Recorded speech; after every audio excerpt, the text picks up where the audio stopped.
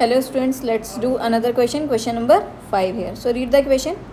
Check whether 6 की power n can end with the digit 0 for any natural number n. ये कह रहा है मुझे ये चेक करके बताना है कि ये 6 की पावर जो n दे रखा है क्या ये नंबर कभी 0 से एंड होगा. सबसे पहले तो ये बताओ कि नंबर 0 से एंड कब होगा, पहले हमें वो पता होना चाहिए. तो वही लिखते हैं कि कोई भी नंबर 0 से एंड तब होगा जब उसके फैक्टर्स क्या होंगे 2 and 5. तो लिख सकते हैं यहाँ पे 6 की power n can and with 0. ये 0 से कब एंड होगा वो कंडीशन बतानी है. And with 0 if it has factor 2 and 5.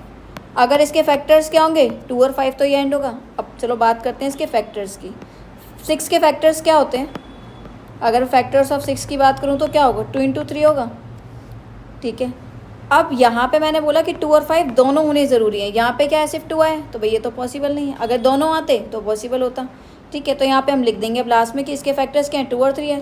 तो दैट मीन्स कि जो 6 की पावर n है विल नॉट बी क्या होगा, ये will not be and with 0. ये कभी भी एंड नहीं होगा. Will never be and with 0 लिखेंगे हम यहाँ पे, नॉट भी नहीं, will never be and with 0. ठीक है. तो जब भी कोई नंबर चेक करना हो तो लास्ट में आप यही लिख सकते हैं यहाँ पे कि पहले तो वो नंबर होगा हमेशा 0 से एंड जिसके फैक्टर्स 2 और 5 दोनों होने चाहिए. एक डिजिट नहीं, दोनों होनी चाहिए.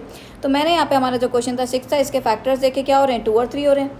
तो जब 2 और फैक्टर्स 3 हो रहे हैं तो पॉसिबल ही नहीं है क्योंकि 2 और 5 होना चाहिए. तो हमने लिख दिया लास्ट में कि 6 की पावर n है, कभी भी एंड नहीं होगा किससे 0 से.